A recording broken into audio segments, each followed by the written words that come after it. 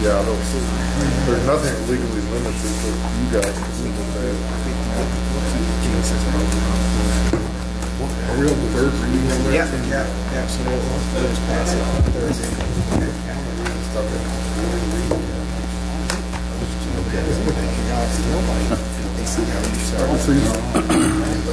Advertisement from the Dr. Johnson, which is child psychology.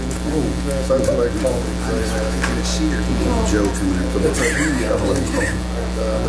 Green spaces for Walter's getting somebody called me today that uses and asked if it was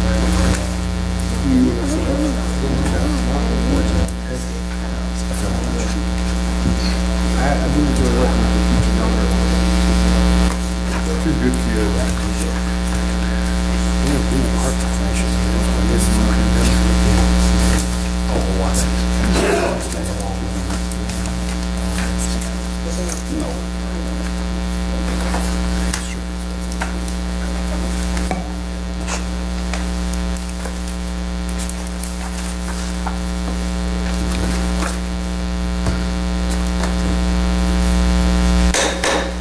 I'd like to call to order the City Council meeting of the Greenwood, Monday, June the 2nd, 2014 at 7 p.m.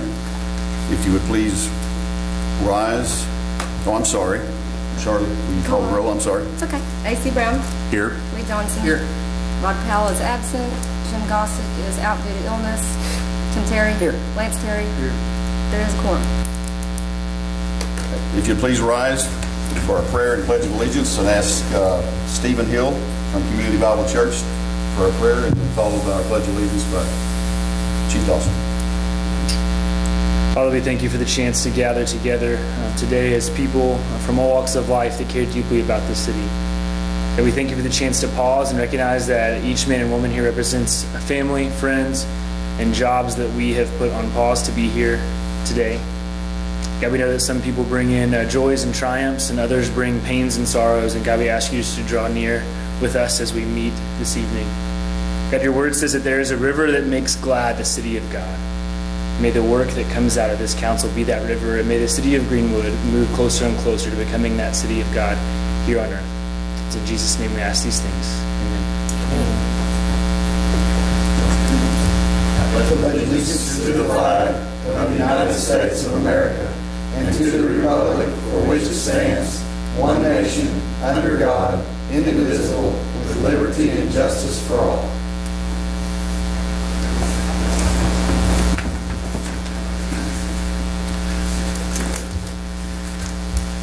Since I've already changed things up already, I will continue to do that for a second. I want to just say real quickly, I want to thank everyone for your support, and very honored and privileged to be here as your mayor tonight, and just looking forward to it and excited about what's to come. So we'll get on with business. Like for the approval of the minutes of council on the May 5th, 2014 meeting. Look that over.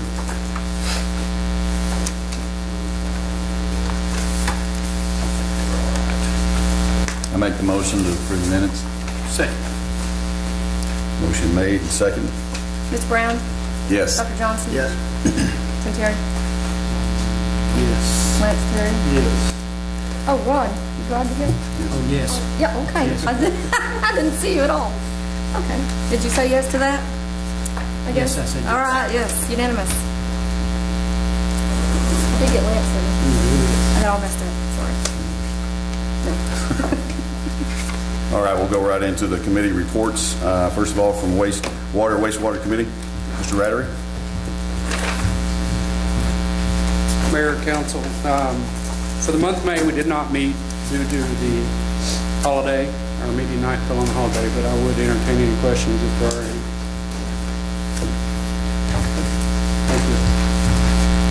Thank you, Mr. Radler. From South Sebastian County Boys and Girls Club, is Kenny here tonight? Nope. Okay. SRCA, Ms. Jones.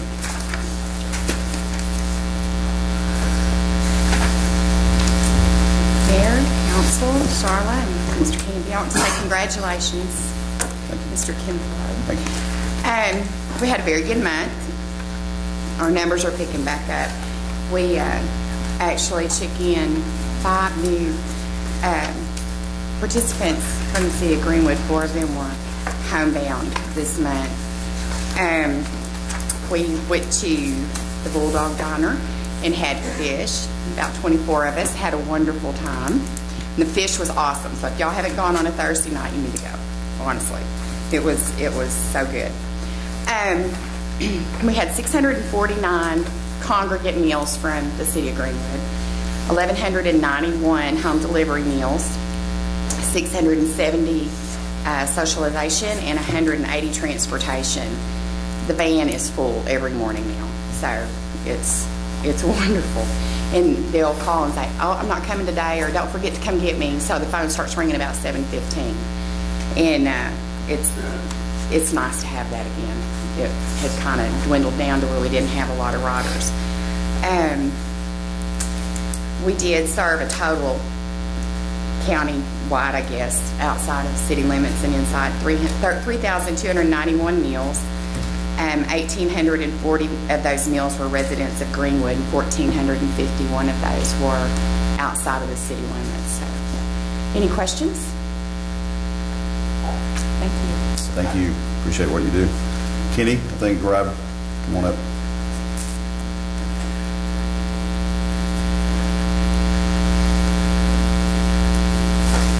Mr. Sunday, I'm sorry.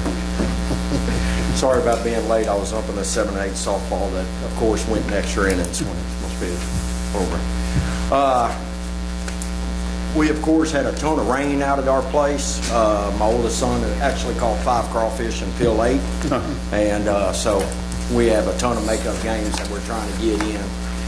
We did about 4 nights this last weekend and are doing them, catching everybody up. This year, of course, and it always works like this, we tried to give to all the kids more games, between 15 and 18 games. And with rain and everything, we had 9 rainouts to make up so far, and we're down to 3 nights that we have left. So we're getting all those in. The crowds have been great. Kids have been wonderful. This last month, we rented our fields. A couple of weeks ago, if you were in town trying to eat, you might have noticed that KFC and places like that was out of food at 9, 10 o'clock. We played 126 baseball games in 3 days out there. Teams from as far as Oklahoma City, Dallas, and everything. It went really well. The weekend before that, Van Buren rained out, and they called us up. We actually threw a tournament. We ended at about 1 o'clock Saturday night, and started back off Sunday and ended about 8 o'clock. But they rained out over Van Buren, and Alma couldn't do it, so they called us up and we took the teams. Not hoping that they get rain this weekend, but we already are set in case it happens. So we feel like we're bringing a lot of people in and everything.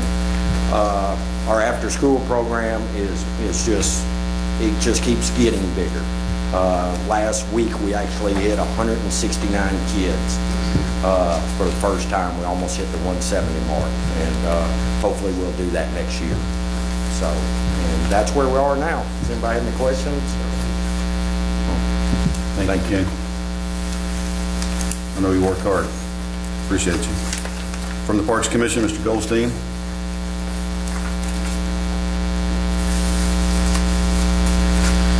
Mr. Mayor, City Council, Ms. Derry, Mr. Hanvey, the Parks Commission did not meet on May because of vacations, etc.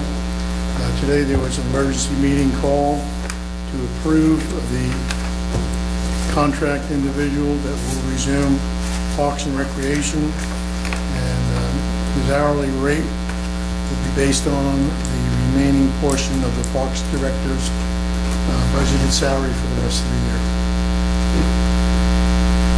Any questions? I kind of have a question. I don't know if it's for you or for if I need to wait till whoever our new parks director might be. I have a guy asked me a question about the pond out in Ridgecrest. And not but the question was, evidently in the Ridgecrest covenant, it talks about how that pond, the landowners are allowed to fish it, and evidently it's been deemed a city park, I think, and there's hours put on it, and some police were called out there late at night to guys that were fishing. I don't think they were raising a ruckus, but I think the police may just notice them out there, and the homeowner was like, hey, it's in my covenant I can fish this at night, and so he asked me to find out where we're at on that deal. I mean, he was talking about the Farmers Bank land went down from the playground down to the pond or whatever. I could probably answer some of that, because I don't know how many are involved. You know, originally when Clements developed that was going to be, there's a big sign that says a neighborhood with a park and a pond. Mm-hmm. Well, never had a park and a pond because he went bankrupt. And when he went bankrupt, he left it with a mess. So Farmers Bank ended up with all what was left over, and they still have lots in land out there. We approached Farmers Bank about buying a portion of that pond. We don't own the entire pond, but the city of Greenwood, the citizens of Greenwood, own that pond. So yes, it is a city park. And then the Parks Commission now, when I was on, we'd set hours, and I'm sure they're still in effect, on when the parks are open and closed. But there is a portion of that pond that's on private property. But the majority of that pond belongs to the citizens of Greenwood, and it's a public park. Would we want to post a sign like closed from dusk to dawn or whatever? It's closed at 9 p.m. is what that was. And there is a posted sign there.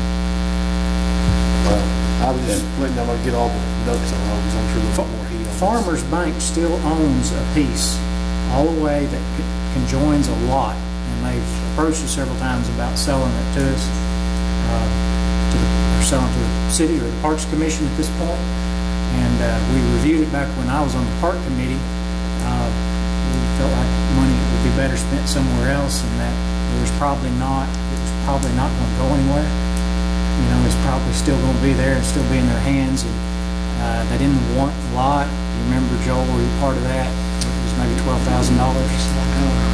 This was a while back, but I think they went $12,000 for the remainder, which would be very nice, because we knew we could then we could run a trail or a sidewalk over and catch the street and allow easier access for kids to the park area.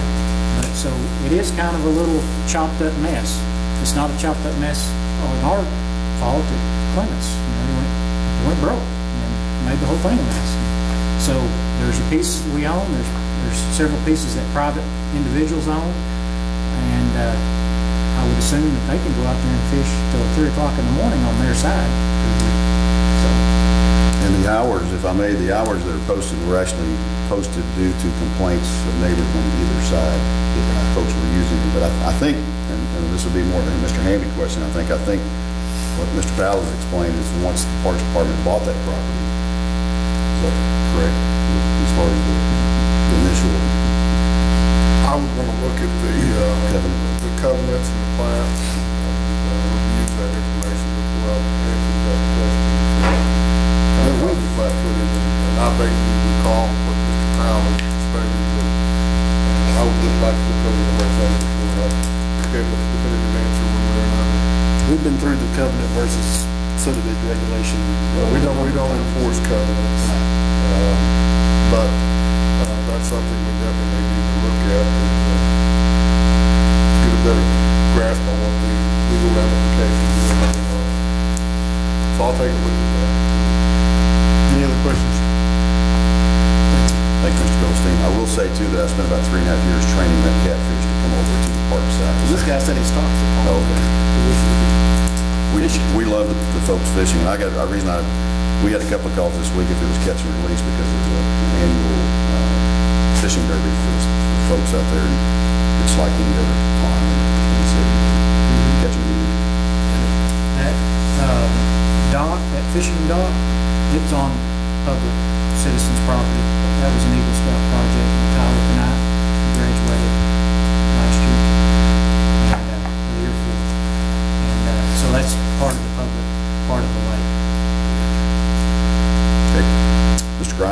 Grimes Consulting. This is a quiet time of year legislatively, but in August and September, the legislators will start meeting and start thinking about writing bills, and then in November there'll be pre-filing. So knowing that, we might think about what we might want to introduce as a bill, or as the bills start coming forward, then we might think of things that we want to oppose also. And really, unless y'all have something, that's about all I have. I just thought of a quote from Franklin Roosevelt just a moment: just be brief, be sincere, and be civil. Unless there's questions, that's it. Thank you. Thank you. Michael Lejeune is not here, but are you going to do nothing on the MAHG police station construction progress? Okay.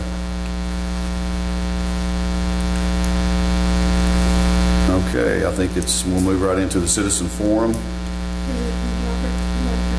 Did you want to speak before? Okay. Robert? I'm sorry. You're correct. Number 7 is the annexation committee. I'm sorry. I wrote it in and forgot it. The committee hasn't had any meetings now with the action in front of the city council, but there have been several issues that have come up or brought to my attention that I wanted to address tonight. First of those is that you had in your packets this week a letter from a Mr. Todd Stewart, raising some legal issues concerning the annexation. I only found out about this about 3 o'clock this afternoon. My first reaction was to look up where the property was, and it turns out 1614 Maple Creek Drive doesn't exist on Google Earth, Google Maps, MapQuest, anywhere else. So I next went down to the county assessor's office. They know of no such address or street, and they show no one by the name of Todd Stewart owning property in the south part of the county. There's one listing for property in the city of Fort Smith. His name's Roland Todd Stewart. Roland. Okay. If you look at the Todd, they found a Todd Stewart. Did they find it? In Fort Smith. They didn't have anything in the county, and they could not look up by address because they had nothing on there. So I was not able to determine where it was located on that. The paper, he describes how he never attended a meeting in the 15 months that we met at this point. I can tell you he never contacted me at any point in the process. I don't think he contacted the planning chairman either at this point. He makes reference to talking informally to some members, but I don't know who those people are. On that, he makes the claim that we did not consider the legal aspects of annexation. The state establishes 5 criteria. You have to meet 5 of them before you can be annexed. That is untrue. That was the primary focus of the Planning Commission analysis of the committee's work. And we have photographic evidence in the files. A chart that we use, we considered every criteria against every one of those parcels that we looked at coming in. It was the determination of the Planning Commission that yes, we did meet 1 or more of the legal criteria for each of the parcels in there. And in particular for parcel D, which is the parcel north of Simsbury. This area, which is largely undeveloped at that point. Number 4 in terms of serving city purposes. And there we're looking, in fact, the only access to that parcel, and this is at the end of Ulmer Road, is through the city of Greenwood. For any county sheriff or any rural fire department to respond to any activity there, they have to drive through the city to get there and drive past our police and fire and so on. And it also lends to confusion in terms of you get a call for Ulmer Road, which part of Ulmer Road? Parts that's in the city, part that's out of the city. So in terms of extending our police and fire protection, they would clear up a lot of potential issues. And also, again, it makes sense that that area is essentially surrounded. There is no access, no road into that area from the county. You can only get up by going to Ulmer Road. That's most of it belongs to the city at that point. And the criteria number 5 in terms of potential municipal uses, and that area is prime for development sometime in the future. So in terms of looking proactively applying our zoning standards and so on in there, that we can control what goes on in there, so we don't end up with the junkyard like we have out on Highway 10 at some time in the future when the city starts growing again, the economy gets better. So we found those to be the legal criteria. I'll defer to those to the city attorney. On that point, this was the amateurs, if you will, looking at the plain language of the law. The city attorney has agreed that we have moved forward according to the law on that. So that's what I have to say about that letter. I would be more than happy to talk to individuals. Charlotte tried to get hold of me this afternoon to talk to me. If he has concerns about the use of his land being undeveloped property, I'd like to talk to him about our firearms ordinance. We're addressing that. If he has other concerns, if he would participate, talk to us, we could perhaps address those before this goes any further comment. Another issue that has come up, I think we raised at last month's meeting, financial concerns about did we correctly analyze financial aspects of annexation of these areas. Again, I can only say this has gone on for over a year. Our methodology, the sources of our numbers, and everything has been out there for the public to look at and to do their own analysis and come up with an ultimate set of numbers. If you're concerned about that, in our analysis we looked at approximately $200,000 additional income revenue to the city based primarily on state turnback, property tax, street tax coming in, and we looked at street maintenance costs for about 8.5 miles of street of $25,000 at that. So we showed a net income based on whether you have 3 people in the household versus 3.5. We had a spread there between $170,000 and $195,000 net income to the city. Okay, we screwed up, let's say. Cut that in half. Cut the revenue down to $100,000 and triple the street maintenance. That's still only $75,000 versus $100,000 revenue on that. So there's a large safety margin in there. Also consider we did not look at this as a money-making proposition for the city. We were primarily concerned was would the city suffer financially if we annex these areas, and there's a lot of expenses associated with that on that. It turned out there was revenue gain for the city on this, but that wasn't the focus of the committee. The committee wanted to make sure we weren't making a mistake in doing this, and the reason for this annexation is such as rationalizing the boundaries on the north part of the city, where we take in these areas that can only be accessed by coming through the city. By taking control of our front doors along the Highway 71 corridor and the Highway 10 corridor, that we control and prepare not for next year, not for 5 years from now, but for 50 years from now. That we have managed how the city will grow in those areas. At that. Also, I've heard some discussion of doing a ballot split on this. That rather than having a single up and down vote on the annexation, that we might want to do it by separating out the areas and doing separate votes on that. That's a political decision for the council to make. I would express concern over the complexity of that issue, particularly when we get into the description of the ballot title issue that goes into that, of getting people to juggle 2, 3, 4 different titles, and knowing when they're standing at the voting booth there, which area they're thinking about when they're voting at that point.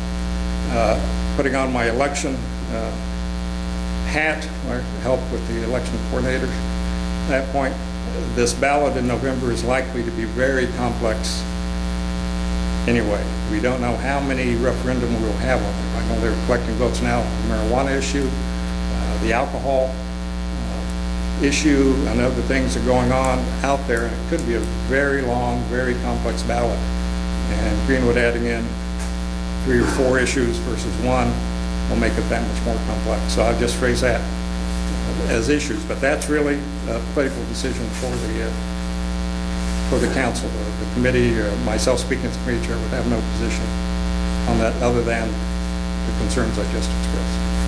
So that is all I have tonight. Any questions? Thank you. Thank you, Mr. McKinney. I have a question. Does the council want that on all the time, annexation committee? Like last meeting, we said they're done studying any issues. I think we ought to keep it on till we get through the third reading. Okay, I'll put it back on next time. And if he has nothing to say, you say nothing. Okay. We will move into the citizen forum. We have one gentleman who has signed up to speak tonight, Mr. Selkirk. If you could step forward, please, and just give us your name and address. Alex Selkirk, 4214 Pond Trail, Greenwood, Arkansas. Thanks to council, Mr. Mayor, Ms. Deary, and Mr. Hamby. Three things that I wanted to ask the council to consider.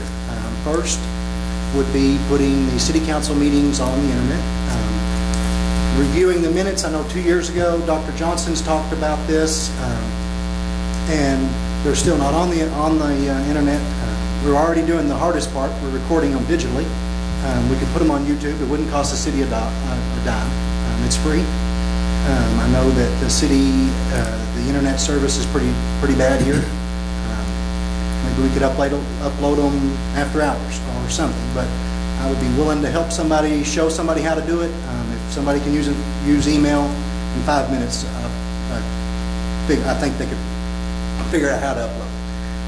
I think there's probably some people in the city that would like to see the meetings that for family obligations can't come to the meetings, and so I don't know. I think it would be something that wouldn't be a bad idea. The second thing is the annexation, and Mr. McKinney kind of talked about what I was going to suggest, splitting the vote, and not in each zone, not have 5 different or 6 or 8 different ballot initiatives, but I think that for the future of Greenwood, I think it is important for the annexation is important to the city, and I would hate this past election we just saw how low voter turnout was. Well, the people that are against the annexation, they're going to show up, and so maybe if we split it into 2 or maybe even 3 different ballot initiatives, the parts that we really vitally need, in my opinion, out on the highway, would have a better chance of succeeding, and that's just a thought. So.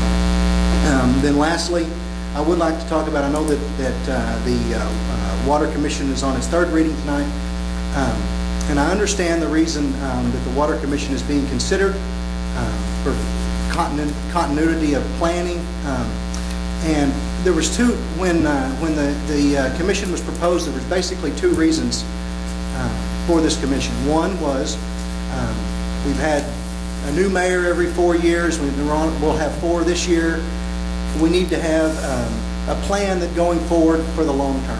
That makes sense. I understand that. But when you take the city employees and have them report to an unelected commission, I think that you create two possible issues. One, you create another level of bureaucracy that's not there before.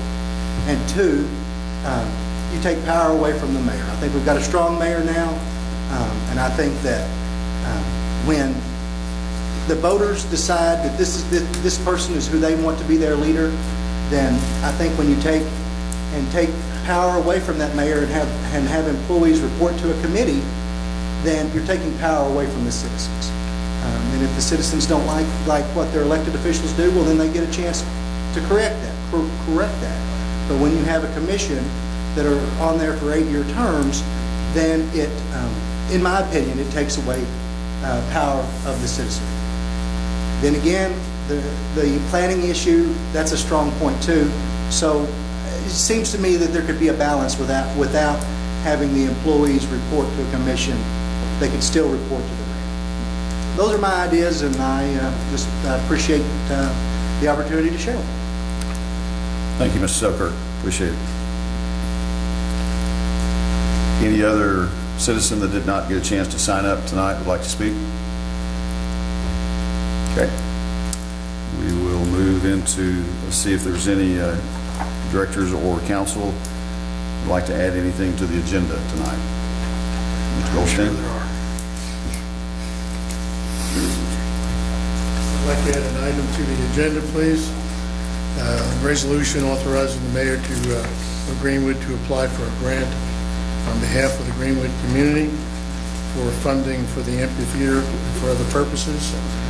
That's a community enhancement grant. I believe the first one that was put in, $150,000, was turned down, and we want to reapply. I'll make a motion, we add the grant request.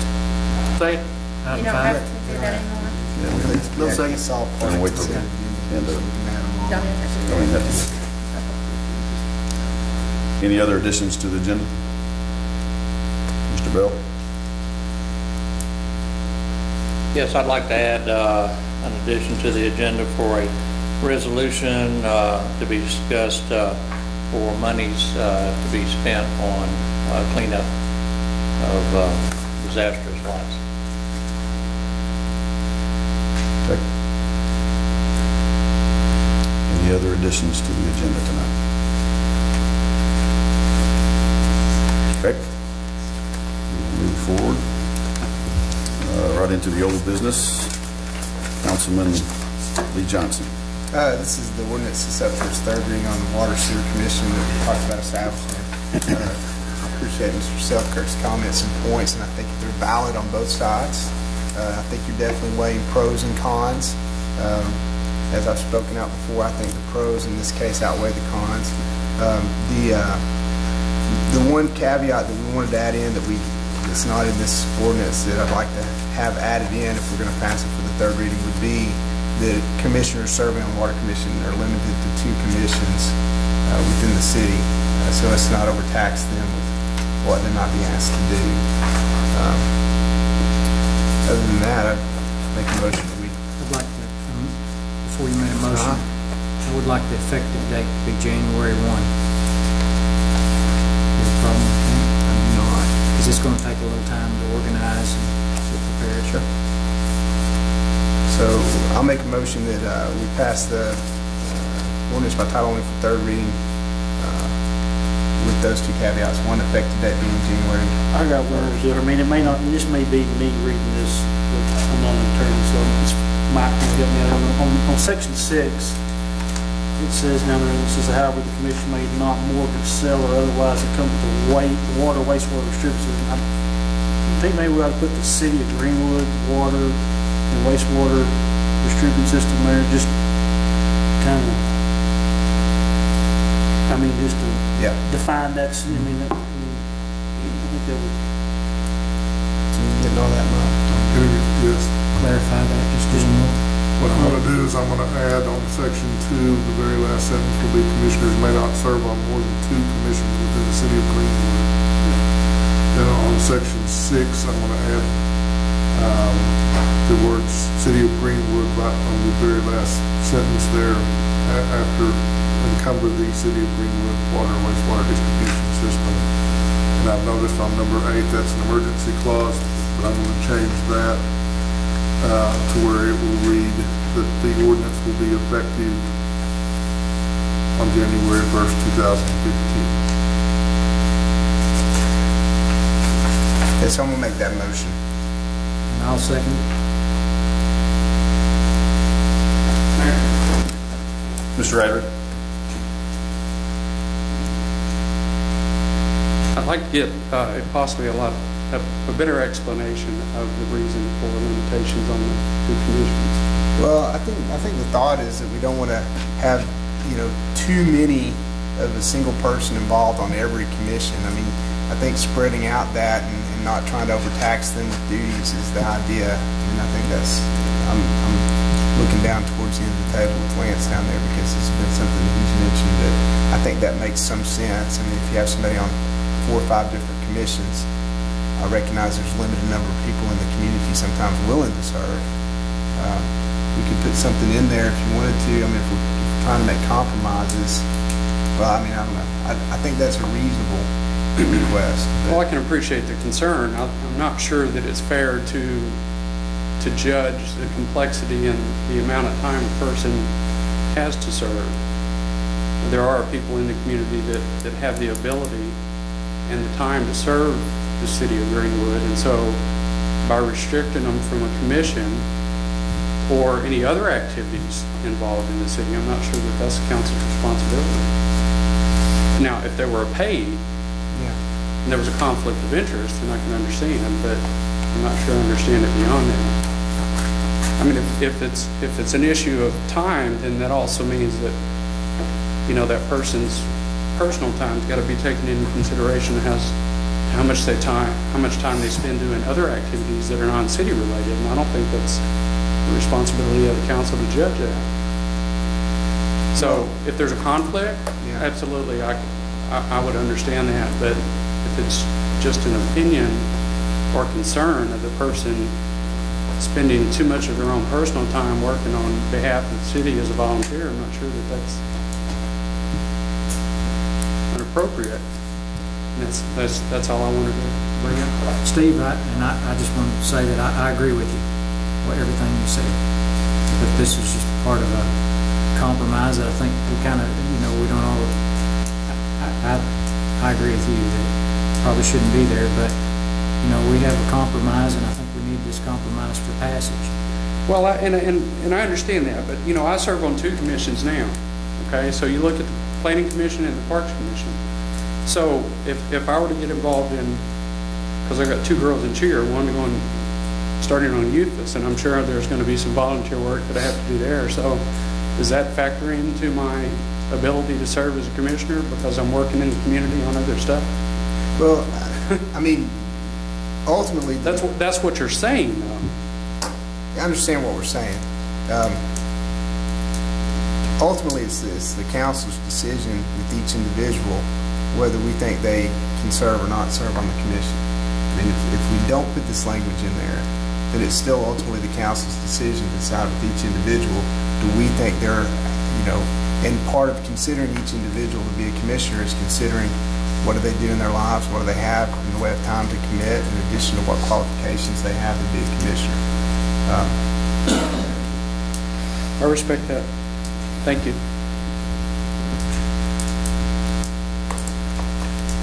Mr. Brown? Yes. Dr. Johnson? Yes. Mr. Powell? Yes. Mr. Terry? No. Wes Terry? Yes. Passes.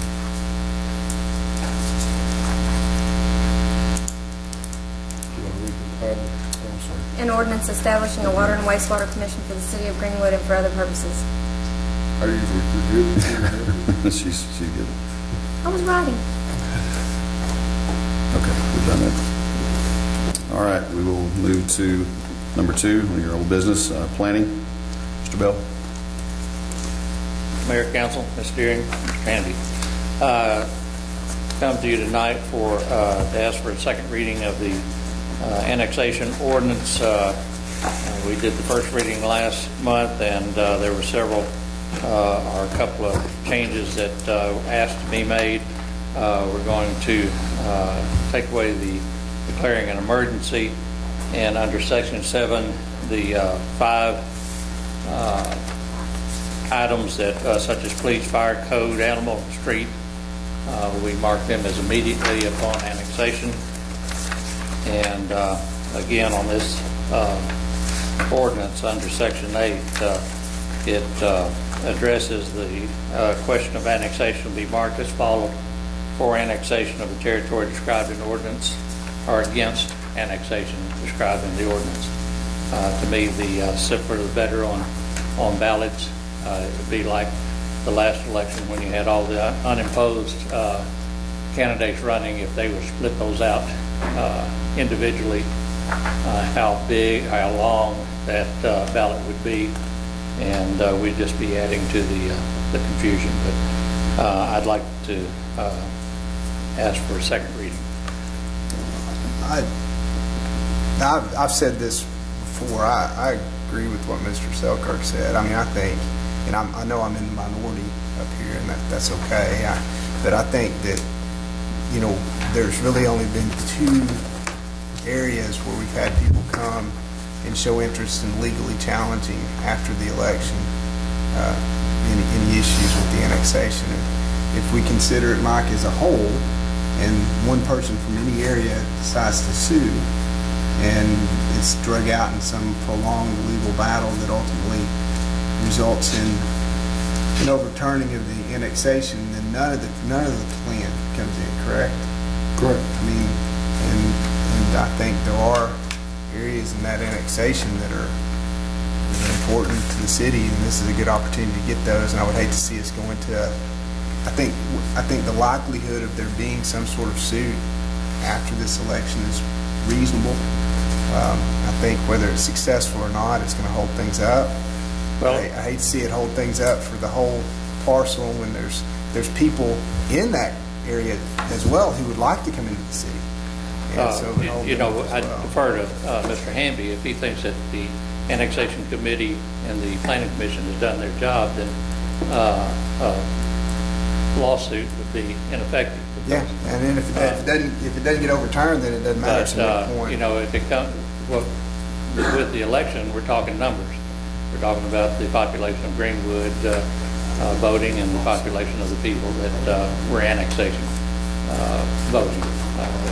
I feel that we have proven the benefits to the city of Greenwood overwhelmingly, and I think the voters will vote that way. But that is. I think they'll vote that way, whether it's individual parcel or it's not complicated. Well, it would be like if I lived in one of the smaller parcels. How would I know that was the parcel I was voting on? That's the language that Mr. Hamby has.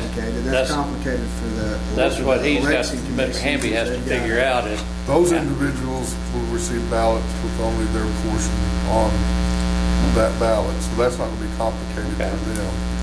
Now, the voters inside the city limits, it will be complicated for them to determine what parcel they're voting on, because they'll have all divided into 2 or 3 or however many. They're going to vote on all of those issues.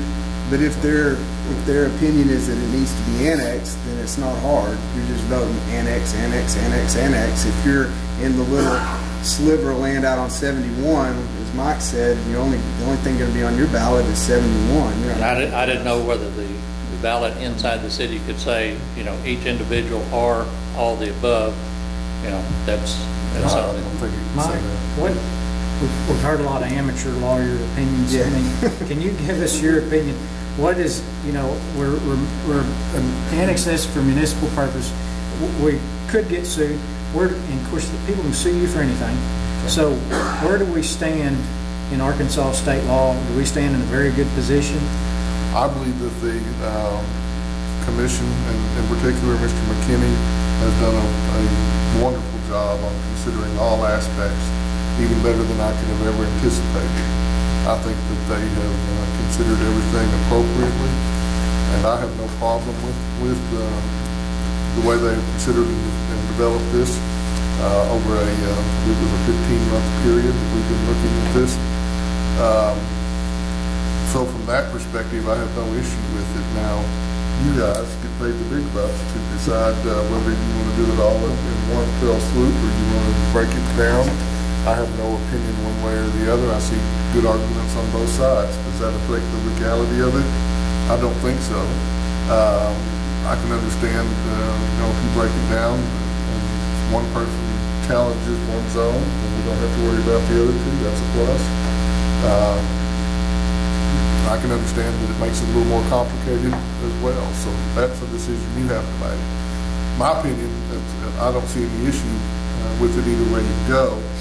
I'm having the municipal league look over everything and how we're proceeding, and so far I've heard nothing negative from them. I haven't received a definitive thumbs up or thumbs down one way or the other, but I anticipate that they're not going to have any issue with it. Well, there's a lot of Arkansas cities that are growing. This is happening all the time in municipalities. So there's a lot of annexation going on. How often is it overturned? Very rare. Very rare. My question would be, when, I've been up here 8 years, and we're always trying to dodge getting sued. We're always worried about getting sued, and I'm thinking, if this thing gets put on a ballot and it passes to annex all that, the lawsuit, are we going to have to open up the ballots and see who all voted for it, and each person will get sued by some outside entity? The city's we're not voting We're just putting it on the ballot. I mean, if I don't like who they voted on for president, I can't sue the guy that put on the ballot that he won. I mean, why? Different than us annexing by ordinance, I know. Yeah, they would sue on constitutional basis, saying we wouldn't follow state law, we would consider appropriate things, in particular these 5 bases that you're supposed to consider. There's several angles that you can attack it from. It would be the city as a whole that would be sued. I mean, I'm not really worried. I just they have the burden of going forward and proving what the voters have voted. So. Also, last month, Mr. Hamby asked when the legal descriptions would be ready. We were trying to get them ready for this reading at the last, not the last minute, but not recent. We had a lot split on the corner of Mount Zion and 71, where the lot was split down the middle. The east side staying within the annexation, the outside in the county. And so they had to redo the legal descriptions on that. They told me, I asked them about it this morning, they said they should have them completed by Friday with the map. And I'll get those to Mr. Hamby. It might, I know we'll have by the next council meeting, but we might want to entertain a special meeting in between now and then to add the legal descriptions. I don't know. I hate to bring the legal descriptions in on the last reading, but so we'll look and see what we need to do on that. But as soon as rather than doing that, I think that may cause some legal problems. But rather than doing that, what we may do is next month have those available and maybe just table the 3rd reading for a month and give everybody a chance to review. Okay, whatever. So, will that mess us up on the timetable for? I think we have a little padding. August 24th is that the date I'm remembering? Yes. I believe so. Is that correct? Mr. McKinney can tell us better. Oh, yeah, here you go. Sorry. August 26th. There you go. I think if we pass them for the 3rd reading in August, we should have enough time still. Okay. But what was you saying there about a lot split at the corner of Mount Zion? On the corner of Mount Zion and Highway 71 on the south side, there was a lot that was in the annexation. The gentleman wanted to split it so that the west side would not be in the annexation, the east side would. That gives us the continuation of the land down 71 so that everything is contiguous to the property. And so we had to go back and redo that lot with the legal descriptions so that the legal descriptions we put on this is correct. So it has already been split then? Yes. Okay. Yes, it's been replatted and filed, and so that was kind of the whole of it. Well, again, I think that the committee, I just commend the committee for their thoroughness. This is we don't go into annexations very often, and I don't think, but when we do, I think this committee's done a very thorough job of having meetings and researching all the aspects of the annexation. And I'm thinking that these areas, section A through H, have been designated just visually, I mean, maybe not to the actual illegal parameters, but I think people could have a pretty good idea of just looking at that, where, their property is, located, or if it was affected. And I think if I was in question, I would be, trying to determine that over this 15-month period, if, mine, just like the gentleman that had the one at the lot split. And so to me, I see really just putting the legal descriptions to the A, B, C, D is, would be sufficient enough.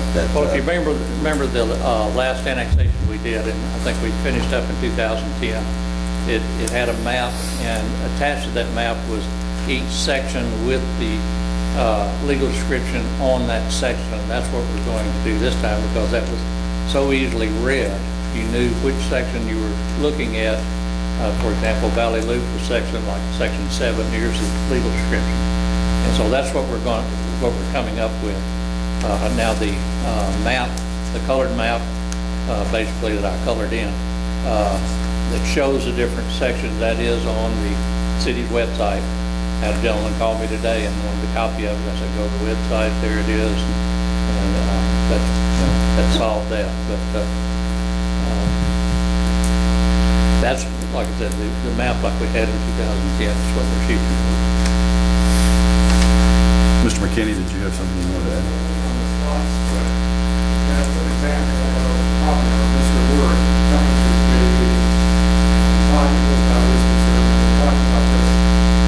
You don't hear anything sitting on unless you take over the radio satellite, basically the satellite. And they're in need for development of Northwest Arkansas. They recognize public virtually up along Highway 71. But this was all one parcel that he had at that time. He was coming on his own initiative and splitting off just the highway frontage. It would then be coming an annexation. Even the rest of this farm outside the city.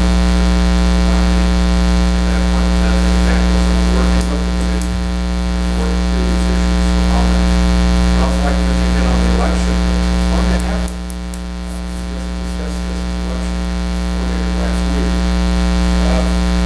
The area north of the city is one voting precinct.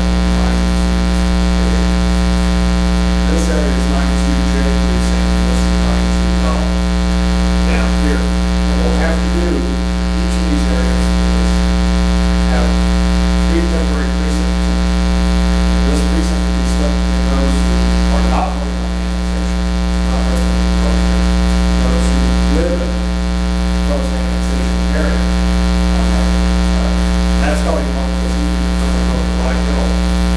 And there are already 10 precincts voting and they can't handle 11 precincts to try to deal with that way. This area will be split the same way. These property owners along the highway will temporarily vote in a precinct. They can vote. That's what I'm saying here. You would say split this area. Each time you split it, you're creating another temporary precinct. So if you want to split this into 3 or 4 areas, you now have 3 temporary precincts. That would be, have to be driven for the election. So I'm just, it can be done. Election Commission's gonna pull their hair out. Well, it's more money for those of us who are working on the election. That's more hours. It's doable. Great way to the issue. It can certainly be done. But it's more complex. Mr. Ryder, you had your hand up. Did you want to speak or no? Okay. Well, I think, again, what Bart McKinney just said there, I still think that we really should just, yes, be unified in it and say, it's all or nothing. I think, again, they made a very good case, to do it all at once, and that's where I'd like to see that it, be done that way. Well, the ordinance states it that way. Section 8 does say, up or down.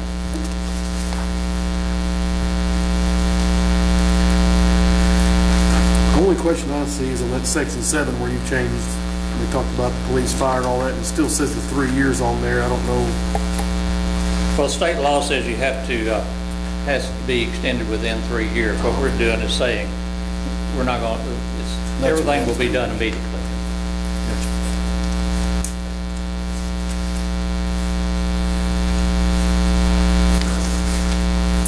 Gentlemen, any further discussion?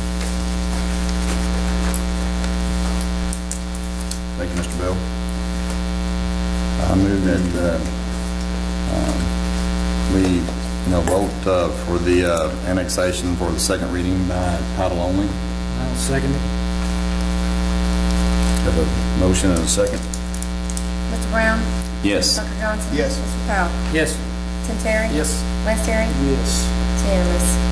An ordinance submitting to the voters of the city of Greenwood, Arkansas, and other affected persons in the question of annexation to said city of certain contiguous territory and declaring an emergency.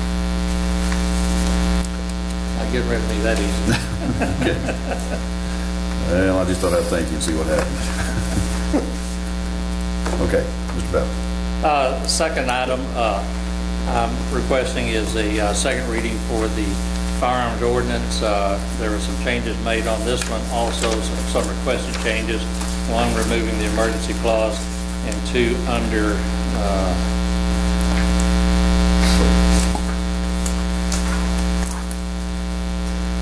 Section 2-2, seizure of firearms or other weapons, any firearm or weapon used in the commission of a violation of this ordinance, instead of being shall be seized, it would say may be seized. That would give the discretion to the law enforcement officer.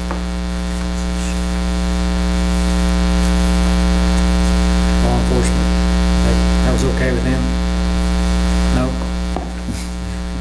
It still says shall. Mine says shall. Yeah, but we're changing it tonight. Mayor, Council, Mr. Hamby. I'll give you a chart showing the distances each bullet can travel. Just for an example, if you took a 10-acre plot that was a rectangle shape, say 1800 by 2420, even a 22 short would travel to the least distance, half a mile to a mile. And of course, it's 5,280 feet a mile. You can shoot the 22 short rifle shell, or the projectile can travel over that entire 10-acre plot and keep going. So, naturally, as a police chief, I have an obligation for the safety of the citizens, and I don't think a 10-acre plot will keep the citizens safe. I had a group approach me from Shell Lake, and they're fine with getting annexed, but their concern is this ordinance here, some land that's adjacent to their property where, kids are playing out there, they're concerned about kids getting shot. I gave you just if you type in search on Google, it pulls up all kinds of things where people are accidentally shot by hunters. This particular article I gave you is about 2 children that were in the daycare that were shot by a deer hunter that missed the deer with I think it's 30-06, but I can't remember. But it traveled, obviously missed the deer and traveled into a daycare and hit 2 children. So I think we have an obligation to make sure we're passing the safe ordinance, and certainly 10 acres out there. So Only 2 arguments I can give you, Chief, as much as I hate to argue with the policeman, would be that it's been going on for however long, this guy's land. He's mentioned that his great-great-grandpappy pulled a bobcat out of there or whatever, I mean. For example, this is one of the areas right here, right on this side of the city. Heavy hunting in that. Right. Has been for years. I live at the right here. I said, right now, I can walk up to my backyard and shoot a deer, and that's not what we do. But this ordinance, we tell him, you got to do further that way. And it's already happening. That's my thought. It's happening out there where it's not happening at, say, Deer Ridge, which is already in the city. Exactly. And there's a ton of deer out there. Maybe the only thing keeping people from popping off shots. 3 acre, 5 acre lots out there. Well, our deer being shot out there. How many acre lots are out there? Chief, help me out here. Like I said, there are deer being shot out there right now. if we could at least have a study session. I called a game fish officer today, and he laughed when I said 10 acres. He said, you might as well make it 1. That's not a big enough area to allow the discharge of firearms. Let's do that. How about we have a study session and have the game fish guy? Mr. Rever. I live out by the lake, on property up to the lake, 300-foot setback. And just across from the lake is a firing range. They're discharging firearms out there all the time, so how different is that than this? So I'm within 1,000 feet of that firearm. So I know they're not shooting beyond the firing range, but that's not what it said. It said discharge of firearms. Chief. Well, obviously, we're not hunting out there, but there's a berm that's built in for protection, and that's different than going out in the woods and shooting at something running through a woods. There's a berm there to protect, and obviously it goes into a mountainside, so behind the berm is a mountainside, so that's a difference. Yes, sir. If you'll step forward, state your name, address for the record. Charles Armour. I'm not a citizen yet, Okay. I sort of wrote some of the stuff with my son about the whole thing of the 10 acres, and part of it was we own a lot of land, so if you want to make it 100 acres, that's fine with us. But we were wanting to accommodate small landowners, as Mr. Bell said, already hunt. So it would actually push them back. I mean, you can walk up Bioma Road and shoot within 50 feet of someone's house right now. So it would move them back. The other thing, at least the spirit of it when we looked at it, was it would be 10 acres that are touching larger tracts, like, say, the Armour property. And I would just hate to see someone, I have a friend of mine who has a small part, but he hunts on his little part of land. Even though he touches our land, he's not around any other houses but ours. The other thing, too, if you look at a 10-acre square, I think the 900-foot distance would make 90% of all 10-acre squares off limits anyhow, because they would be already too close to a house. The only 10 acres that would probably be applicable, save for those that are out in the wilderness, would be those 10 acres that are elongated, and you'd probably only have the far end of the 50 yards. Most of this land is wooded, and all around the county there are people who hunt on 10-acre plats all the time, fairly close to houses. I'm sure the Shadow Lake people already have hunters, since that is owned by Farmers Bank, and I know for a fact people hunt there all the time. So, I think it would, that most of the 10-acre tracts would already be off limits given the 900-foot requirement. Those few 10-acre tracts would be ones that touch larger parcels. And I know that with our property, we're about a mile away from any other house. Thank you.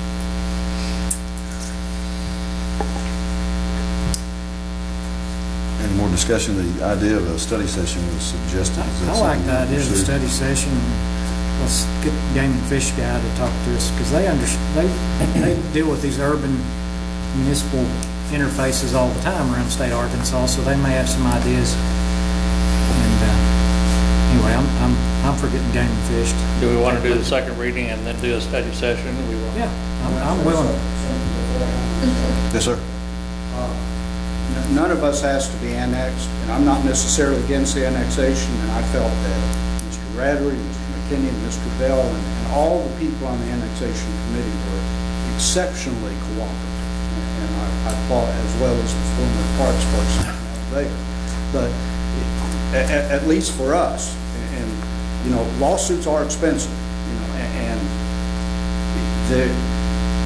there are a lot of studies that show recreational use of farmland is the primary reason why farmland has gone up. It's not the crops, it's the recreational value of farmland.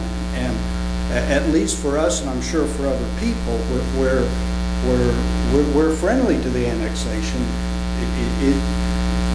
It would be a very sad thing for us if we were not allowed to hunt, at least for the large property owners. And I would hate for it to end up being an adversarial situation.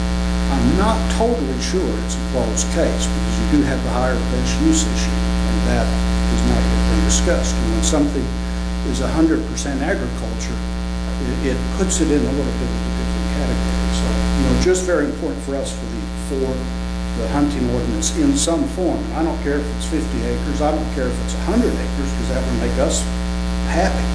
But I just want the small landowner also to have at least some sort of privilege. Another thing you might do, and I suggested this at the meeting, was limit it to shotguns only. The chief of police is absolutely correct. A rifle can go a long way. A shotgun slug has an effective range of maybe 100 yards, an absolute range I think of 200 or 300 yards. So, and of course, shot would have a more limited range, but you could even do shotgun only for safety reasons. I think all of us from the get-go are in favor of an ordinance like this. It's just trying to put out what's a reasonable ordinance, and trying to glean some information maybe from some folks, about what should be is there a magic size that's typical for our communities? If that's 10 acres, okay. If Game and Fish comes in and says it's 20, 25, I don't know. I think just seeking maybe some expert opinions from folks that have done this before. Certainly Game and Fish are going to be pro-hunting, and they've come here before and approached us about an urban hunt, and so I think we're inviting people who are going to be reasonable with any kind of recommendations they make. But for me, that's at least my opinion. I mean, I don't. My intent of calling a study session is not to throw an ordinance out, but just to try to make sure whatever ordinance we're putting together has got the best chance of being as safe as possible. I like the idea. I didn't even think about the shotgun only. I mean, that makes very reasonable sense for, I mean, Entire states like Ohio.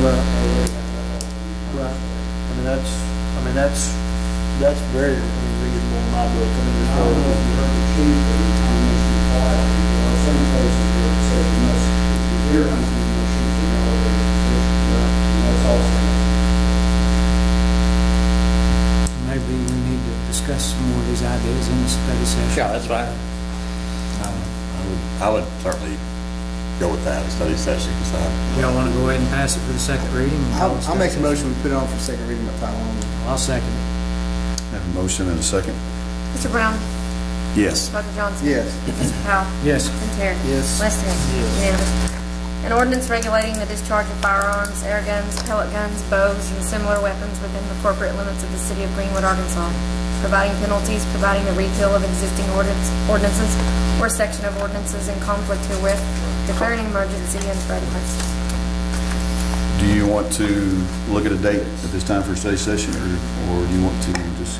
I think it's going to be dependent on probably the Game and Fish. So Okay, and you'll contact Game and Fish Force Chief? Okay. I think it's, and I don't put my 2 cents in much, or try not to, because this is the council meeting and not the mayor's meeting, but I think you are doing due diligence and looking into them. There's no life, as you all know, worth any hunting anywhere, so whether it's an injury or a fatality. So I appreciate you wanting to study this, and there's nobody better to talk to than the Game and Fish, I think, and I would the police. So. And I ditto that, Mayor, but I was just wondering, with the council being here, I was just wondering if like 2 weeks from today, I mean, I know my Mondays are more open, it seems like, than sometimes the rest of the week. Chief, are you talking about getting Ralph Meeker? Michael Gray? See if we can 2 weeks from today. Monday, June What day? 16th. Day after my 40th birthday. Or like the 16th. I don't crawl in today. June's a bad. But now, I mean, the idea of this ordinance is we're trying to get it on before the ballot. It's what I mean. Annexation, going to go in with the annexation too. It may be hard, I mean. Is this necessary? We're not under the gun with this ordinance. No pun intended. Pardon the pun, yeah. Like the annexation, because we're having to do the annexation to get it on the election committee and commission and all that. So we're not under the same time frame. The people that are involved would like to know before the annexation that. So it might affect how they vote. Exactly. Deer season does not start till November, is that correct? Okay. Okay, so we are going to get back to this maybe when the chief gets a hold of our Game and Fish officer. We can move into the new business. Mr. Mike Hamby, City Attorney. I have a ordinance that repeals our current jake breaking ordinance. We received a letter basically stating that jake breaks are a trademark name and that they want us to remove our signs that we have out here using the term jake breaking. And so this is the exact same ordinance you have. All I did was remove the term jake breaking, which changed it for engine braking, which is acceptable. So I'm just asking that we put it for first reading by title only. I'll make a motion we put it first reading. Mike, I was going to ask you, I was kind of read that. I can't find it right. I was going to I know within the city limits, I was going to say, talk about it doesn't say anything about emergency vehicles, because on our platform truck, we have one, and I mean, without it, I mean, it's... But it says it's an affirmative defense to a violation of this ordinance that motor braking was used as an emergency basis to avoid damage to property and personal injury. So it excludes emergency situations. Okay. Well, I just want to make sure, because I know we got one on the ladder truck, so we'll just make sure we wasn't breaking the law. Yes, sir. Chief.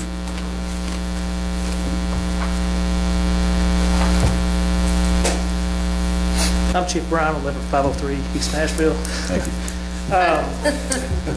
We've, this corner right here, when we come in on this corner, if you don't have that Jake brake on, it could be bad news for somebody. That's the only thing I don't like about this ordinance. That truck, it slows itself down, and when you have guys with no CDL driving all the time, which is part of firefighting in all instances. No firefighter has to have a CDL, whether it's us or Little Rock or anybody else. We're talking about guys that might not be as used to driving the truck, and you want that Jake brake in effect. I would think the same thing if someone was driving a dump truck that was fully loaded with rock. I mean, our truck's only 46,000 pounds. The Jake brakes and those type of brakes are made for a reason. Slow the truck down. They're not really made to let us all know it's going, making loud sounds. It'd be nice to say this is as loud as you can make one, and they're starting to make brakes for engines that are a lot less evasive on the ears. But I found that I don't do much with big trucks, but with this one truck that we have, that Jake brake makes a world of difference. And there's different levels. There's a low level and a high level and a medium level. And when you come over across this bridge, you think, man, it doesn't take much to stop right there. You put that Jake brake on, and it just slows you down so much, especially if you got buses. I'd hate for you guys to make it to where dump trucks that don't care about our 55 miles an hour don't have the opportunity to stop quickly. Mr. Edder. This is not saying that we can't use the brakes. It's saying we have to remove the ordinance that has the proprietary Jake brake name, correct? Right. And remove the sign. So we can call it whatever manufacturer name it has. So why are we concerned about not using brakes? You mean the content of the ordinance itself? Yeah, we're just changing the name of it. And we'll have to change our signs, right? Am I misunderstanding? That's what we have to change the engine brake. But if we need to do an exclusion. Right. Instead of changing the ordinance, you should use brake. Just don't refer to the Jake brake. Well, no, just the bottom brake. What? He can with the city. Use them routinely, just because it's a noise issue. But if there's an emergency or you feel like it's a bad situation, then you can use your Jake brakes regardless. Well, or even if it's a dump truck in a bad situation, whoever it is. We've had this ordinance since 2011, and I can't recall one ticket being issued for it. So. Get their attention. That's what was passed. My whole issue was I wasn't trying to bring. I just wanted to make sure that it excluded that. So somebody, we catch them with scrutiny at the fire department anyway. Yeah. Last thing we need to worry about is whether the city fire department used a Jake brake and they go when they pass the sign up. That's all I was wanting to clarify. Is because it doesn't say emergency vehicles. It just says emergency basis. So that's just me. Well, I appreciate the fire chief's comments for the concern of just the citizens trying to pull out on Bell Road on there and having a gravel truck or whatever. But I'm thinking too, if they come over that bridge and they see somebody there, I'm thinking they're going to use whatever means possible to slow down if they feel like it's a danger, and they're not even going to think about the ordinance or whatever. So so I think it's okay as is.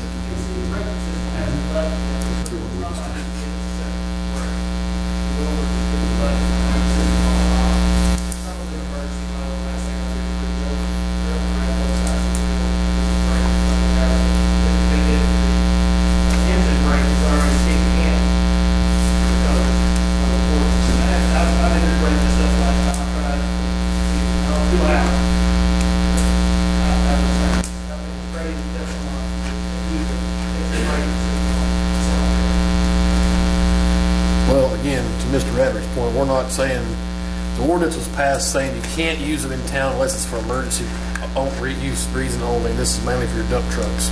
You just come through town and make the racket. But obviously, we talked about this before when we passed it originally. The cop pulls his dump truck over, he'll say, well, man, there was an emergency. I thought I saw a kid running at me. I mean, it's almost impossible to write a guy a ticket and violating this ordinance, which is why I voted against it originally. But what we're doing today is just taking the word Jake off of the sign. That's all this is. Right. Because I guess every other town in America's got to do it too, because it's on every city limit sign, everything. Anyway. Make a motion to pass the ordinance or put it on for first reading by title only. Second. Motion made and seconded. Mr. Brown? Yes. Dr. Johnson? Yes. Mr. Powell? Yes. Tim Terry? Yes. Vice Terry? Yes. Unanimous. An ordinance repealing ordinance number 11-07 regulating noise within the city limits, prohibiting engine braking, providing penalties, and for other purposes. Probably inappropriate, but I'd like to make a motion. We call it the Stewart break. We'll let that go. That'll be my only joke for tonight. You're welcome. Okay, we will go to department reports. You have a park grant. Oh, I'm sorry. I skipped again. Did it again. Okay. We have done a new business at Parks. Mr. Goldstein. In your packet, you have a resolution and a letter to be signed by the mayor. The resolution for authorizing the mayor of Greenwood, Arkansas to apply for a grant on behalf of the Greenwood community for the funding for an amphitheater and for other purposes. Again, grant was once before with the GIF funded community enhancement grant. It was put in for $150,000 and it was turned down, and we'd like to resubmit. This isn't any kind of matching or anything. Just, excuse me? Not a matching, it's just a grant, right? Just a grant. We've done one the first time around. This is the second round. And there is a letter to be signed by, is there a letter for you? Yes, this is actually the third. We actually received one, got turned down, and this will be the third plat. There's no match. And we have to move quite a bit fast on this one. I'll make a motion we pass the resolution. Second. Motion and seconded. Mr. Brown? Yes. Dr. Johnson? Yes. Mr. Powell? Yes. Tim Terry? Yes. Vice Terry? Unanimous. Thank you. Thank you, Mr. Goldstein. Number 6, planning. Mr. Bell. Council, you have in front of you a copy of a resolution for adding monies to the planning department for funding the cleanup of some properties around town. I've had quotes from several different people on the properties at Denver and Bayberry, 1100 West Denver, and also on 1100 South Coker. And it comes to a total of a little over $8,000 for those 3 properties. I have a couple more around town that's going to need it, and so the resolution is for an amount of $10,000. These properties are way beyond what the Parks Department has offered to help us. The Parks Department is doing a great job on some of the mowing lawns that have gotten out of hand, but these are, well, like I said, you can see that the one on Denver and Bayberry, the one on 1100 West Denver is beyond that. I mean, we've got several buildings on the property that are in bad state of repair. They need to be boarded up. We've got grass in excess of 4 foot tall, and there ain't no telling what's in that grass. And so that's what this resolution is for, so that we can continue to get these properties cleaned up. I mean, we've had complaints from citizens all over town about these properties and what they look like. All the Joseph has issued all the warnings and all the paperwork that we can to locate these people. We can't do it, so it's time that the city takes action and get this done.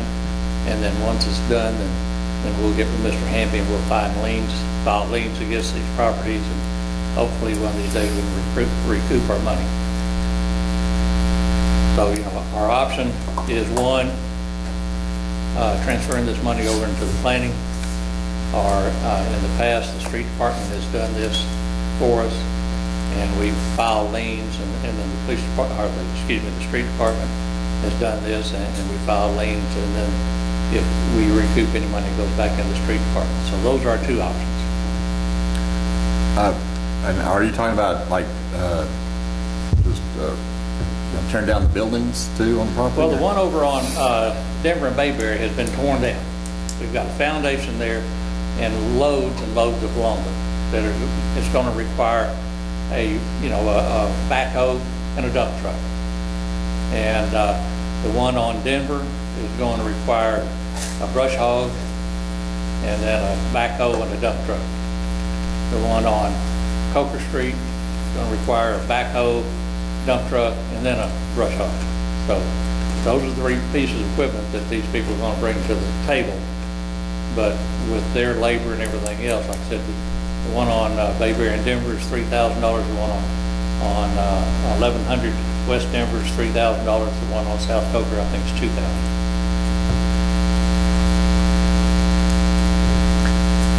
And you were saying that in the past we've either done it this way or we've had the street department do it? And then in the past, the street department's done it, you know, because they had the equipment, the manpower, and like I said, these two lots, we're about to get to the point of no return on it. You know, striking a match and stepping back. I mean, if you drove down Denver Street and you pulled in, and I can't think of who used to live there. Do you remember, Mayor?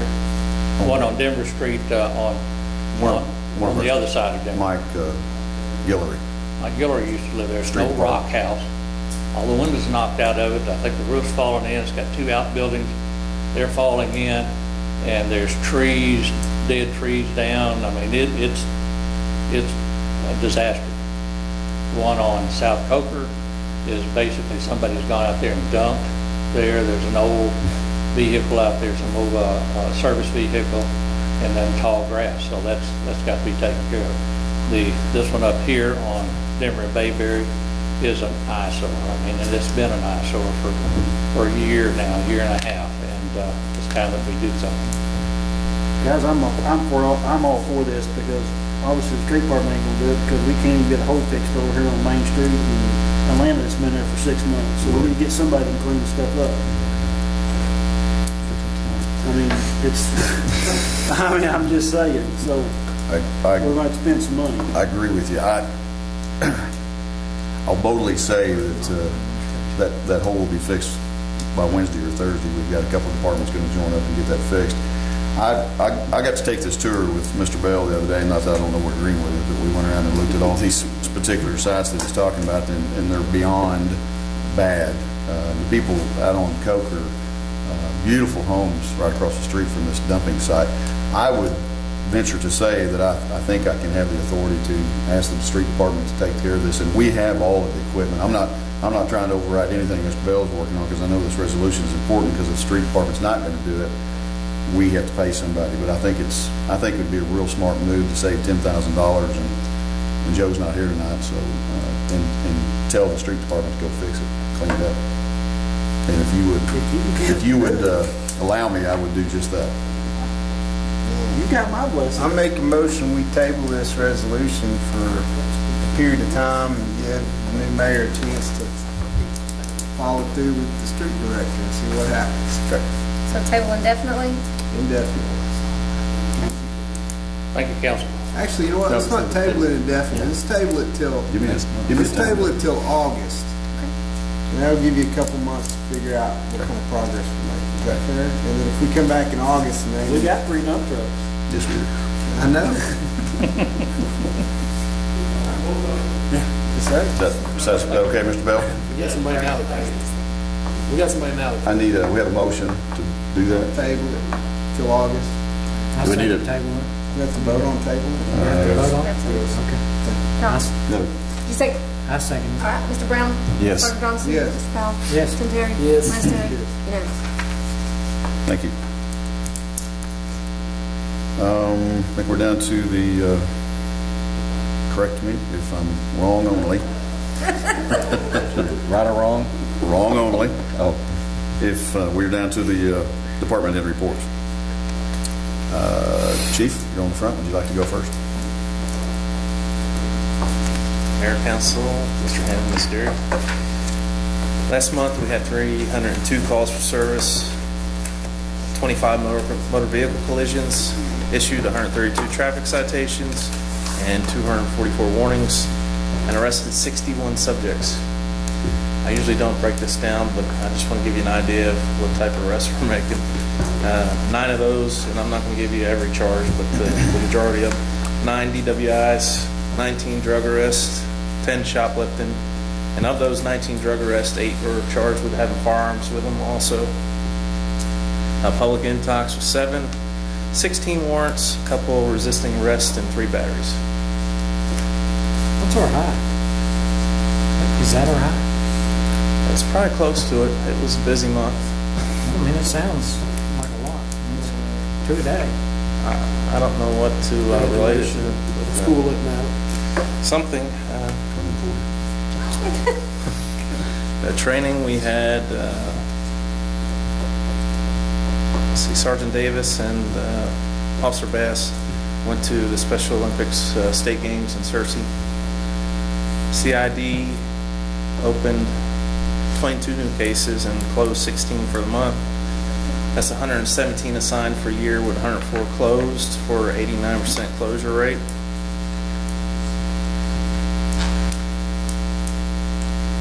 Community events, we had the 5th grade career fair that Lieutenant Driscoll, Detective Deere, and Detective Lunsford attended. Little Blessing, we took the Hummer and also K-9 out to Little Blessings for Safety Week.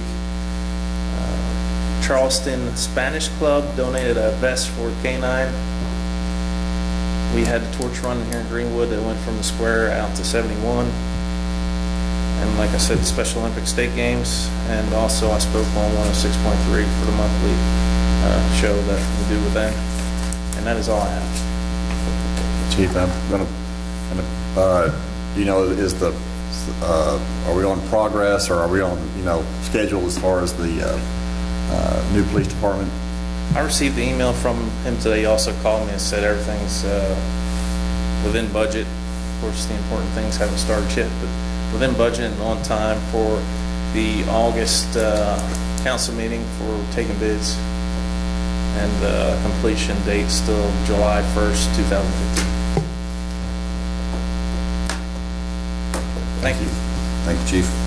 Pam?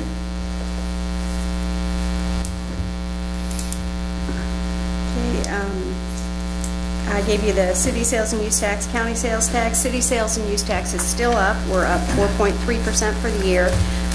County sales tax has been even all year, but this month now we're up 0.7% for the year. Our audit is underway. Things seem to be going smoothly with that. And the transition with the new financial assistant is also going very well. Any questions? Thank you. Mr. Posey.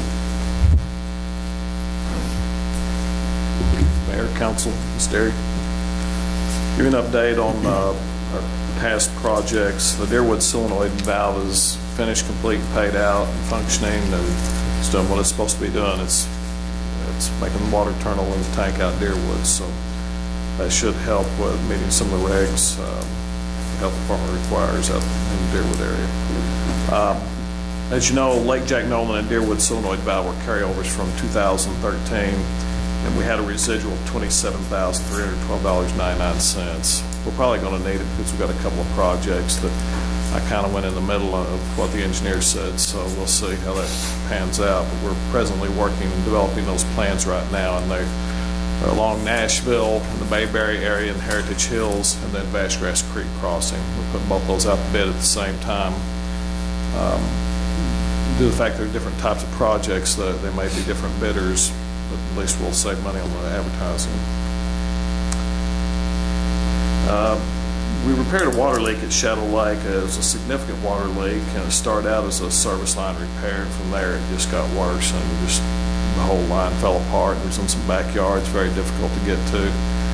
But I wanted to share this with you. Everyone, I probably encountered half a dozen people, and everyone was very polite, very courteous, and I didn't sense any opposition to annexation. They appreciate us coming out and responding, showing up, and that was my take on it. I didn't see the other side. So, at any rate, the league probably invested about $800 in materials and supplies, excluding labor, just to give you an idea. We're continuing on with our radio read meter change out with the larger meters now. We installed 22 meters. That doesn't sound like much, but we did one today, and it took almost complete half a day because sometimes we have to do an update in the meter and piping connections. Sometimes we have to change all that stuff. As we get to the larger meters, it's slowing down. We repaired a leak at Park Heights pump station. We happen to have the parts sitting on the shelf. When we built the pump station in 2001, we stocked materials for it. And, it was approximately $836. And materials, we replaced parts on that. Deerwood's replaced a sump pump at Deerwood's pump station. It was approximately $207.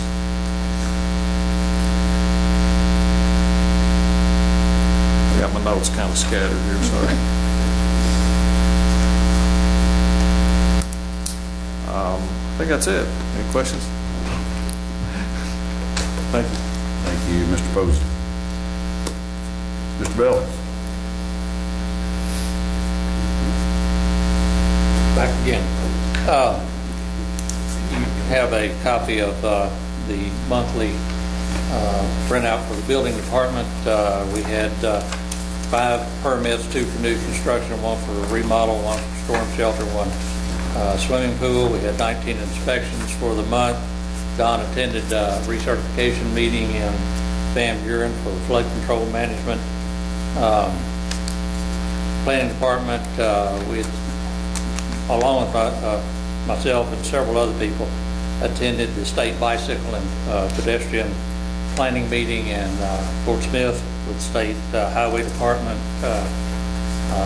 I was wanting to impress to them of the need for a sidewalk and bicycle trail down Tinsburg. I just happened to see an elderly gentleman on a bicycle trying to cross the bridge there in front of the caboose, and with my iPhone camera took a couple of pictures of him dodging traffic and showed it to them. They came down that afternoon and toured Tinsburg. I told them that we had 5 bridges, that we need some type of cantilevered sidewalk, or because we can't make them wider, so we're going to have to go to the outside and give these people walking and biking a way to get across these bridges without playing Frogger, and that's what it looks like. So, like I said, they came down, they looked at it, and they're going to go back, and get back in touch with me. I'm going to stay in touch with them, so hopefully we might be able to get something done. I also told them about Main Street going towards Chaffee Crossing, and how dangerous it was to bike out that way, and because everybody in Greenwood is trying to get to Chad Colley, and you come down that little narrow road, and thankfully, I didn't realize that Judge Hudson's quite a biker, and so we got his attention too, so we're looking at some ways to improve that road out there. But also attended a Regional Alliance meeting. I'm on the governmental subcommittee where we try to make and maintain relationships with our government elected officials, so that when we need them, they're going to keep us in mind and keep us in the loop. As you all know by watching the news, the Arkansas Best Corporation going to build a new headquarters out at Chaffee Crossing. It's going to be on the by the what I'm trying to say, the amphitheater overlooking Fort Smith. It's going to be a beautiful location. Along with that's 900 new jobs. And part of the regional alliance is, we will receive benefits from that. Also, the Osseo Pass schools going out at Chapel Crossing will receive benefits from that. And then Dixie Cup, we've had Dixie Cup employees that live in Greenwood forever. So these are things that spread out, and not only Greenwood, but Oklahoma and everybody else gets benefits from these type of improvements. So that was good news. Code enforcement. We talked about the properties and everything else. We go to work to eliminate that. There were 30 complaints filed for code enforcement in the month of May. Animal control, 84 animal control calls were filed in May. Joseph stays tremendously busy on animal control and then code enforcement. He transported 11 animals to the local vet, 10 to Sebastian County, and 2 animals were quarantined last month due to animal-to-animal attack. He was also, he gave a presentation to the East Point 4th grade on animal safety and registrations of pets.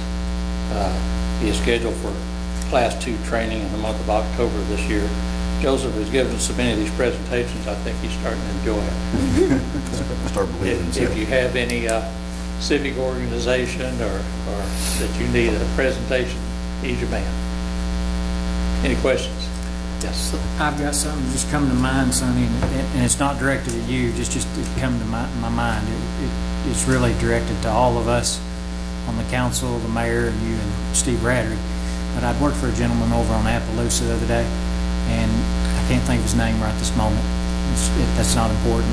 I can find his name, but he's about the 6th house on the right, and I believe we see him a lot. Anybody lives on that side of town, you've probably seen him. He has a black wheelchair that's kind of a speed wheelchair, and I was in there working on his door. I was performing services for him, and he had made the comments that he really wished he could get access to our trail. And I really thought about it. There's not a way for him to get access to our trail. And he was talking about down here around the yellow car wash, if he had a way to get. And he'd also made a comment about getting across these bridges. It's pretty dangerous, maybe put him in worse shape than he's already in. But he said, it's kind of hard from, there's some dangerous situations and there's some limited access situations. He's a real nice guy. And I said, well, this is not on deaf ears. I said, I'm an advocate for you, man. I said, and I'll pass this on and let everybody else know that this is something we need to be doing better at and proceeding forward with. Now, he's not a crazy nut that said he's fixing to sue us or anything, but you could certainly see where he probably could work that way. Well, we have several areas that would be very adaptable to handicap access. Behind the City Hall would be one of them. Over in the Oaks, in that area would be good. And I've looked at, we talked about the sidewalk by the bridge, by the yellow car wash and the caboose, because we were looking at that for parking, and then you come across the sidewalk and make a turn. And of course, you've got to deal with grades and everything else. I don't know if it's possible, but for handicap, that would be a good access down to the trail or continue on down to Bass Street on a sidewalk. I want to extend that sidewalk from Bass Street to the bridge along a cantilever sidewalk, but also make a turn there by the car wash and go down and touch our trail. Now whether we can make that handicap access, I don't know, but behind here would be an excellent place, plenty of parking. We need to bring a sidewalk out to the parking lot, the Oaks, maybe along Denver or somewhere like that. I guess it's. But I agree with you. It's directed, I guess, more at the Parks Commission. We need to. I wish something would come up in the budget, just as a line item, just to fix some of these places. He's a very active guy. I know Mike's seen him. Y'all have seen him. Y'all live on. It is Joe. Of course, behind Farmers, I think that you could access behind. The senior citizens. Yeah, senior citizens. I think you could access it there with a wheelchair, but I don't know. Again, that's when you're talking about grades, and what we went through over there on the Denver Street Bridge when they built that. It was just a little bit off, and so they had to redo it. and so we'd have to make sure that it's... How about I leave it this way, it's just if you could get with planning, and I'll be expecting this something in the budget for next year to where we can try to accommodate people with better access.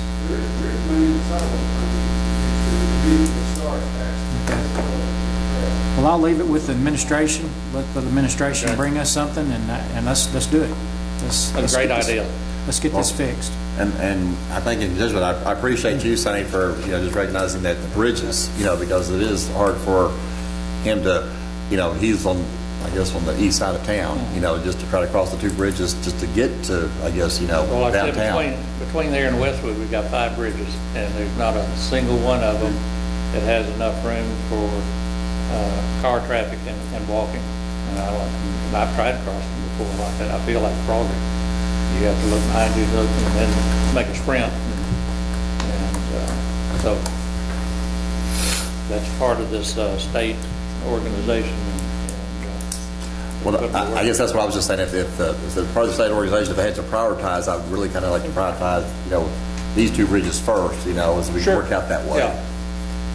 Because I know that he is active. I've seen, and making it accessible for him just to get downtown in a much safer manner would be fantastic. Any questions? Hey, Sonny, since Joe ain't here, maybe you can answer. But got on the sidewalk, I'm going to ask again. Are we ever going to fix that sidewalk over there on Atlanta? I mean, the one that got tore out and got blacktopped in, and the church parking lot over there?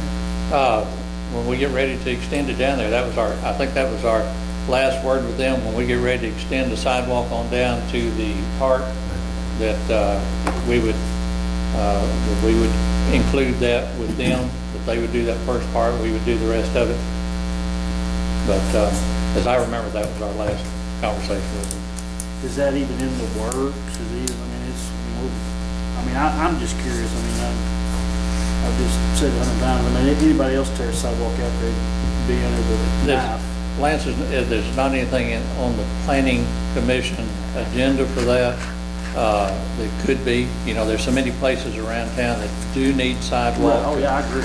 And that's kind of, I hate to say on the back burner, but when you look at streets like... Well, it should never happen. What I'm saying. When you look at streets like Houston, that's a very dangerous. That's one of my pet peeves. Because technically, there's no sidewalk over there now. Yeah. You get right into it. So that's why I'm asking. It should never happen. So that's why I was just curious if how long it's going to be on the back burner. Because there's technically no sidewalk there. I think, like I said, I think it has to do with priority, and if you want to make it a priority, we will certainly do. Well, I just want to get it in. It should be on the top of the list because it's been over a year now or better. So I'm just curious. Okay. Any other questions? Thank you. Thank you, Sonny. I was going to say that I went to the same meeting that Mr. Bell was referring to in Fort Smith, but as a Parks Director, and it was before the election, and as I was sitting there, Sonny made quite an impression because they said, we spoke to your mayor earlier today, and it was actually Mr. Bell, so good job. You made quite an impression up there. And the gentleman that you're talking about probably puts more miles on that wheelchair than I do in my car most of it in a week. He's very, quite a gentleman. I hadn't got to visit with him yet, but yeah, we need to be looking at that. Chief, Brian? 3 minutes.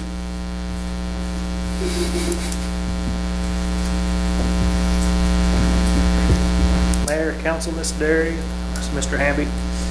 First of all, I'd like to say the bike trail out of Greenwood Lake, first time I've ever been on it was last week with my family. Thoroughly enjoyed it. It's took lots of pictures, and family thought, what state park were you at? Because that's what it's like. It was just like going to state park, the Scout Bridge and everything. And look forward to going out there again and seeing more trail at the lake. Made for a good couple hours, and I think we almost got attacked by a turkey. Fire Department chief activities for May 2014. We had 43 department responses during May. Included a false alarm, fire-related incident, 4 motor vehicle collision with injury incidents, 34 rescue medical incidents, and 3 mutual aid rescue incidents. That also included a recovery at the lake by our Swiftwater rescue team, which I'm sure everyone saw on the paper. And we are serving that area already. training. Arkansas Forestry Commission had wildland firefighting training for our new firefighters. The majority of the department participated in a hazmat training for the pipeline one-call training. We had a station visit by East Point first grade, and we also had Little Blessings preschool event with the police department, where we were both out there with all the preschoolers. The department participated in Relay for Life, and our first responders attended Sebastian County EMS Appreciation Banquet, where one of our EMTs received the 2013 First Responder of the Year. You're not going to tell them who it was? No. That EMT was our fire chief, Stuart Bryant.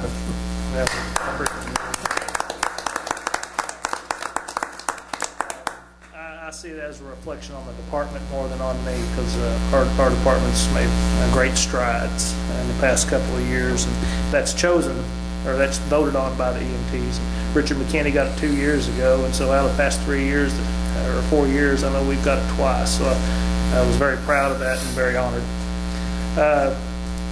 Maintenance, we're addressing issues on the engine 1. Right now we've got some electrical issues we're trying to take care of. It's just getting older. That thing was bought in 1995 or 97, and it's just getting older. Personnel, we had one of our firefighters, Matt Gillum, pass the EMT National Registry test, so we're up to 3 paramedics and 10 EMTs now. So the department's moving forward and getting more guys medically trained.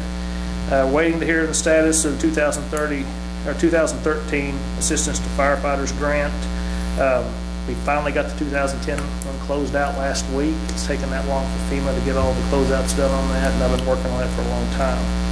And if you have any questions, thank you, Council. Thank you, Chief. I think that's all department heads are here tonight, with the exception of one gentleman back there that I'll talk about in just a second. Mr. Cross is not here tonight due to illness, or it was just my first time and he didn't want to see me fail, so I'm not sure what happened, but he's not here. Richard McKinney, as you all know, as Mr. Goldstein had mentioned earlier, is our parks guy for the contract. By contract, Richard, if you'll stand, we just want to recognize you, and if you do. To give a report tonight, but because those parks guys take way too long, and I had one thing to do to make sure his chief got out here before 9 o'clock, because that's when he works out, I'm told, at 9 o'clock, so we're going to get you out of here. I have a couple of other real quick things. One, our guest prayer gentleman this evening from Community Bible Church. You need a round of applause. You're the first pastor to sit through a full praying it out of here, I promise you. I think that's just about it. I want to thank you. Pardon? Oh, I'm sorry. Council forum. You guys have something to say? Yeah. Well, wait, man. We're just waiting for we're just chomping at the bit. Go ahead. I tried, Chief. Okay, council forum. What I wanted to discuss right quick, matter of fact, talking about Mr. McKinney, I discussed with him about that. Over at the park, over at the Veterans Memorial, I don't know if y'all been over there, but we got a whole bunch of stones laying on the ground, because there's not enough money to get the curb done. I didn't know if there was somewhere we could maybe help these guys out, get something to maybe get some more curb. I mean, how many stones you say you had? They got about 80 stones that are just laying out there on the sidewalk that need to be, they need to be set, but they don't have enough money to I'm sorry, it is on the MP agenda tomorrow. Is that what for grant? For the they tabled it last meeting. The $5,000. Yes, I believe that's what we're at. Yes. I'm sorry, they're at. So I guess okay. And we won't, and they may not approve it tomorrow. If they don't approve it, maybe we'll bring it up and revisit it. Well, that's what I was saying. And I was going to get with them, maybe something, maybe we could figure out somewhere, maybe to try to come up with a little money. I don't know how well, I've got an idea, but I'm just going to kind of run it past y'all. But as far as kind of getting that done over there, because those really don't need to be laying around, and maybe we need to try to get some more of that curb done if we could. Yep. Why don't we give AP a chance to look at it? Yeah. And I didn't know that had been put to AP. They had to table it last time. They ran out of money, but it's back on tomorrow at 4 o'clock. So we'll know after that. I think it's quite a testament to the citizens of Greenwood that those stones have been laying there for 2 months at least and not touched whatsoever. Well, that's what I was saying. I was down there today with pretty impressive. With Rich. They were picking those flags up for the Memorial Day weekend, and I was like, we had a little discussion about it. I thought, we're just short on money. I thought some way we could find a way to do that. Because that's been a very big popular, that's a very good deal of it. Love to get those in before the 4th of July celebration. And the fences I know it's not my department. That's true. Anyway, that's all I have. Mr. Mayor, I don't know if you're aware, as the passage of the Water and Wastewater Commission, now it's upon you to bring commission appointees, and they'll be approved by the city council. So whenever you're ready. I actually have some names on my desk. I don't know if you want to address that this evening. That's up to you. Would y'all like to? Just give you till next month. We're not in effect till. Chief looked at me and said, "You got 10 minutes." I'm sorry. I would say just wait. Okay. I'm sorry. Just went right over the top. That's true. I'm sorry about that. Hey, I think this putting the meetings up on the internet is a reasonable request, and I think we ought to look into doing that. I've had other people in the community ask. I hadn't checked. I thought they were already being posted on our website, but it shouldn't. If it's not too complicated of an issue, I know that there are folks out there that, believe it or not, plug in and watch this meeting. I've actually been trying to do it with David Jamel, but as you know, I've been pretty busy. Yeah. Correct me if I'm wrong, but prior to people that, I thought that was already being, I thought that was one of the things we'd already okayed. I thought it was too. I thought it was already been put up. It made such I may have even sent big people, stink, I think it's online. So maybe you could report back to us next month about progress on it.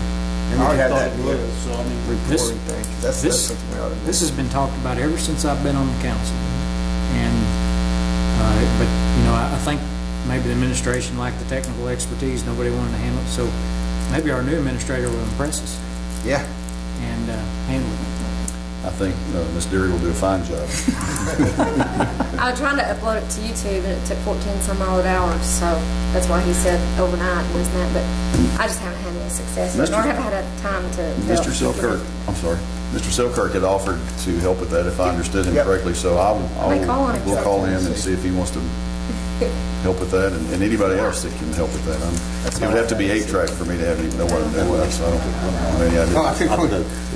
He's obviously somebody who wants to be involved in the city. Maybe this is a place where you can get involved. And one thing, I guess, Mr. Mayor, has brought my attention that some of the trash pickup workers, they've been seen, picking up trash without shirts on and stuff, and I was just wondering if you could start trying to maybe keep a log or keep of the complaints.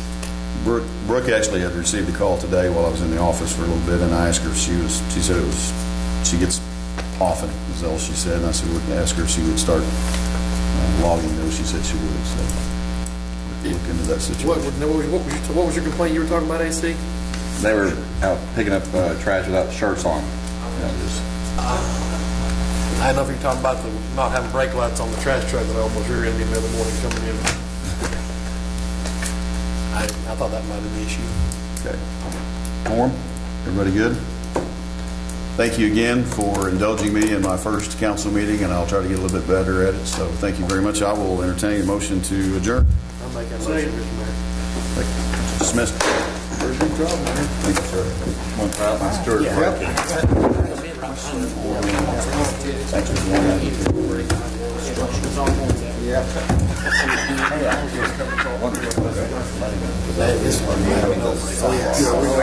Hey, this is super dude. I mean, I've known him for most of my life. We grew up in the north side.